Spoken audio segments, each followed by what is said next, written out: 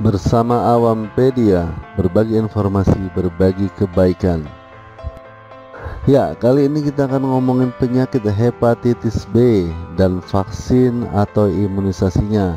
Banyak hal yang kita yakini kalian perlu banget tahu guys. Jangan sampai nyesel kemudian. Yuk simak sampai tuntas, luangkan sejenak waktu kita.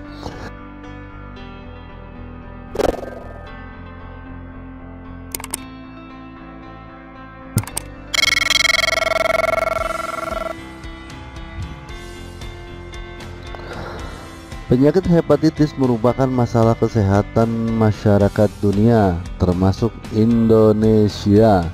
Hepatitis terdiri dari jenis hepatitis A, B, C, D, dan E. Ya, kayak alfabet. Kita semua mungkin baru tahu ya ada jenis yang lainnya, tapi ternyata antar hepatitis ini tidak ada yang saling berhubungan, guys. Mungkin sebagian orang bertanya-tanya, kenapa sih kita butuh imunisasi hepatitis B di Indonesia? Alasan kenapa kita imunisasi hepatitis B adalah karena Indonesia merupakan negara dengan endemisitas tinggi hepatitis B, terbesar kedua di negara ASEAN setelah Myanmar. Diperkirakan terdapat 28 juta penduduk Indonesia yang terinfeksi hepatitis B dan C. 14 juta diperkirakan menjadi kronis. 1,4 juta di antara yang kronis itu berpotensi menjadi kanker hati, guys. Serem gak, guys? Istilah hepatitis dipakai untuk jenis peradangan pada sel-sel hati. Peradangan bisa dikarenakan infeksi virus, bakteri, obat-obatan, konsumsi alkohol, lemak yang berlebihan, ataupun penyakit autoimun. Jadi hepatitis adalah penyakit peradangan hati. Ada beberapa Hepatitis B dapat menyebabkan penyakit ringan selama beberapa minggu atau bisa juga mengakibatkan penyakit yang berat yang berlangsung seumur hidup. Masa inkubasi hepatitis B adalah 45 sampai 160 hari, guys, dengan rata-rata 60 sampai 120 hari inkubasinya. Infeksi hepatitis B terbagi menjadi dua. Yang pertama adalah hepatitis B akut. Ini merupakan penyakit jangka pendek yang terjadi dalam waktu 6 bulan pertama setelah seseorang terkena virus hepatitis B,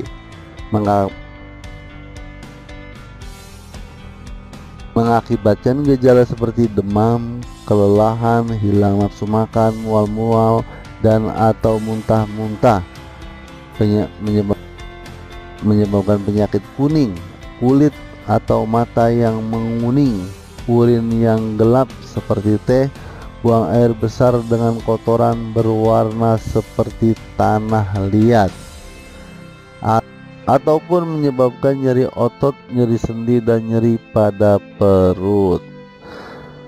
Hepatitis yang lain adalah hepatitis B kronis. Hepatitis B kronis berkembang dari hepatitis B akut yang sudah ada sebelumnya. Jadi ini merupakan penyakit jangka panjang yang terjadi ketika virus hepatitis B berdiam di tubuh seseorang. Hepatitis B kronik biasanya tanpa gejala, tetapi bisa mengakibatkan kerusakan hati, kanker hati, atau bahkan kematian, guys. Bagaimana penyebaran hepatitis B? Hepatitis B ini menyebar saat darah, air mani, atau cairan tubuh lainnya dari penderita atau orang yang terinfeksi masuk ke tubuh orang lain, atau secara umum dapat terinfeksi melalui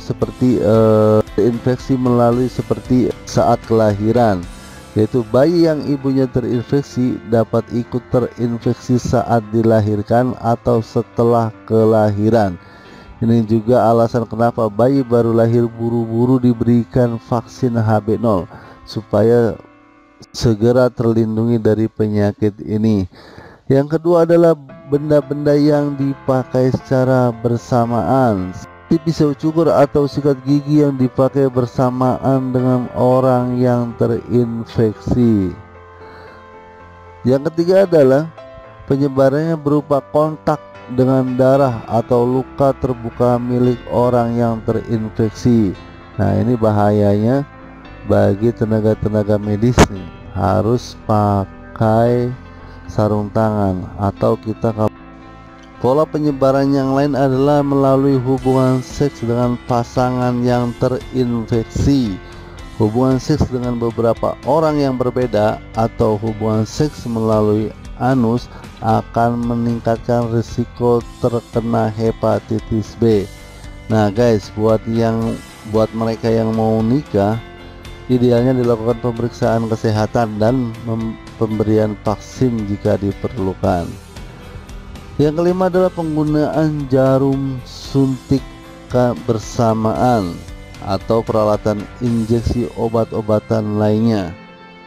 Ini biasanya pengguna narkoba mempunyai risiko penularan yang lebih tinggi. Yang keenam adalah terkena darah dari jarum suntik atau instrumen tajam lainnya. Terus bagaimana pencegahannya? Yang pertama adalah pemberian vaksin HB0 pada saat bayi baru lahir. Segera 1 jam atau biasanya diberikan sebelum 12 jam setelah kelahiran. Ini juga bisa dilakukan maksimal sampai bayi umur 7 hari. Vaksin berikutnya diberikan pada saat bayi berumur 2, 3, 4 bulan sebagai bagian dari imunisasi wajib pemerintah guys. Selama kita mengikuti program imunisasi wajib ini, kemungkinan besar kita dan anak-anak kita terlindungi dari infeksi hepatitis B. Oke guys, mudah-mudahan kita semua paham, paling tidak secara garis besar kita mengerti bahaya hepatitis B dan paham bagaimana pentingnya imunisasi hepatitis B. Simak terus guys video yang lainnya buat tambahan wawasan kita. Yakinlah wawasan itu kelak akan bermanfaat, nggak cuma untuk kita tapi juga untuk orang-orang di sekitar kita. Oke guys, see you.